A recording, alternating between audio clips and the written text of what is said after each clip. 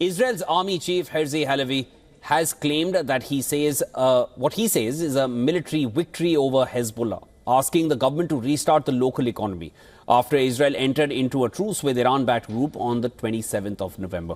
Now, this comes just 2 months after Israel stepped up its bombing backed by a ground assault on Lebanon. Following nearly a year of exchanges of cross-border fire initiated by Hezbollah over the war in Gaza, in a video statement released by the military, Halevi said that in order to achieve a long-term victory, the people of Lebanon needed to visit restaurants and to get involved in agriculture, which required active role of the Lebanese government.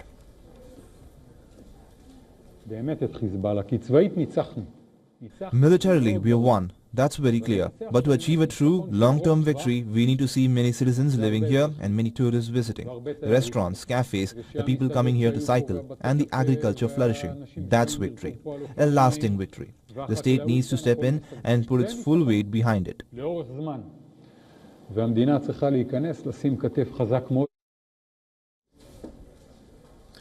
Referring to Gaza, the Israeli military said that approximately 5 projectiles were fired from northern Gaza into Israeli territory, 2 of which were intercepted amid an ongoing Israeli offensive in the north of the Palestinian territory.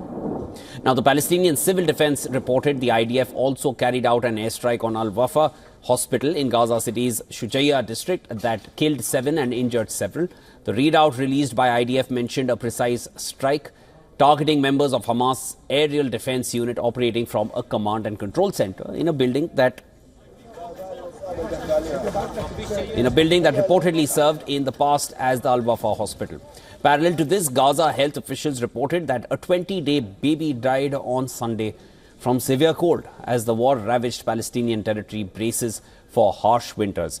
Baby, identified as Juma al-Batran, died from the cold, while his twin brother remains in the intensive care unit at a local hospital.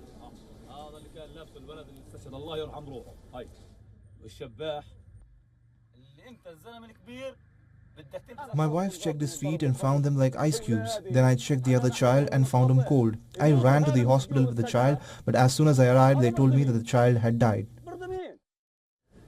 In the meantime, Israel is set to submit a government report to the United Nations asserting that the hostages freed last year from Gaza endured physical and sexual abuse during their captivity, which also includes children. The report prepared by the Israeli Health Ministry is apparently based on the testimonials taken from released captives and has detailed instances of victims being burned, beaten and starved by their Hamas captors. The findings will be presented this week to the United Nations Special Rapporteur on Torture. The ministry said this in a statement.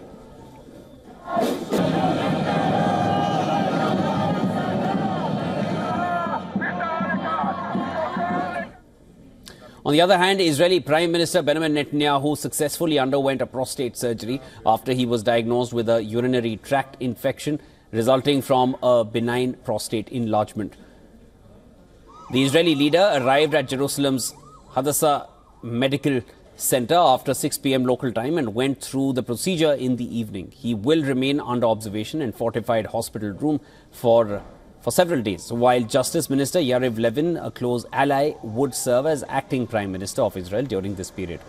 Local media has reported that Netanyahu's lawyer also requested the court to cancel the hearing in which he was scheduled to take the stand, as the Prime Minister will remain in hospital for several days.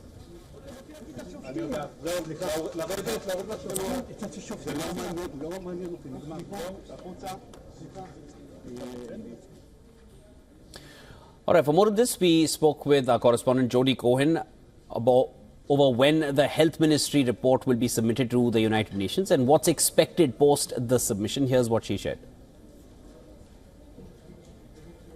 So the report is set to be submitted this week, and Israel's health minister said that the report is a wake-up call to the world to put more pressure on Hamas and its supporters to release all the hostages now. Now, the report was compiled by doctors and psychologists, and it details the abuse of hostages, including physical and psychological torture, isolation, deliberate starvation, brandings with heated iron and sexual abuse, including of children. The report was compiled detailed from doctors' examinations and testimonies from the hostages released in the hostage release deal of November 2023 and from hostages rescued by the IDF. And it also details the physical and psychological difficulties faced by the hostages after they got home.